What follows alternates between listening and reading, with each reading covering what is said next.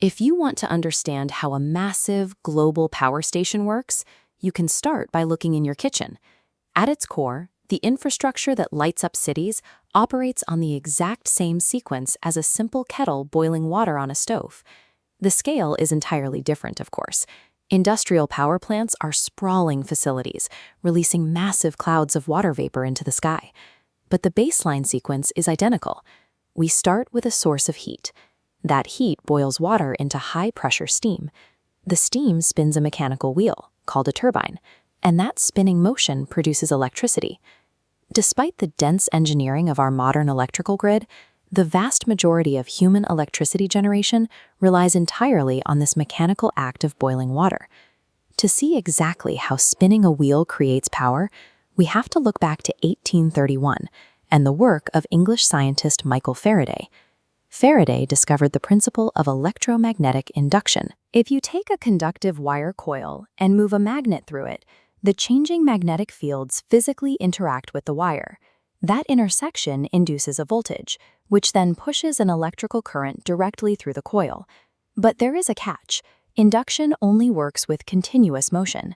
To power an entire city grid, we need an unyielding mechanical force to keep those heavy industrial magnets spinning around the clock. That mechanical force comes from the steam turbine. These are colossal, heavy pieces of machinery built to handle extreme pressure. Think of it like a highly engineered pinwheel. Boiling water expands into steam, slamming into angled blades. The impact rotates a shaft connected to our generator to create electricity. We start with thermal energy, convert to kinetic energy, and finally electrical energy. To get that initial thermal energy, we need a fuel source.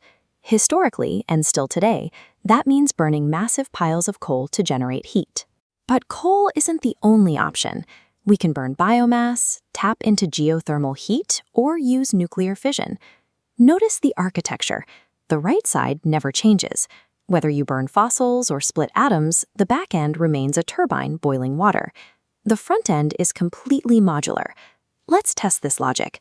Pause the video for a moment and write down the complete step-by-step energy transfer pathway for a nuclear power station. Here is the sequence. The atomic nucleus is simply a replacement heat source. Nuclear fission provides the thermal energy to boil water, which creates the kinetic energy in the turbine, which generates the electrical energy. One major exception to this mechanical rule is solar photovoltaics. These panels have no moving parts, no vats of boiling water, and no turbines. Solar cells rely on the photovoltaic effect. Photons strike a silicon semiconductor lattice, transferring energy directly to electrons. These electrons are forced down a pathway, creating a direct electrical current without mechanical motion. New materials, like perovskite solar cells, allow for incredibly thin, flexible panels. This chart summarizes our two distinct pathways side by side. On the left, the thermal induction model relies on heat and motion. On the right, the solar model converts light straight into electron flow. So when you look at the global energy grid, you are looking at just two primary architectures, a 19th century mechanical engine spinning a magnet, and a 20th century solid-state panel catching the sun.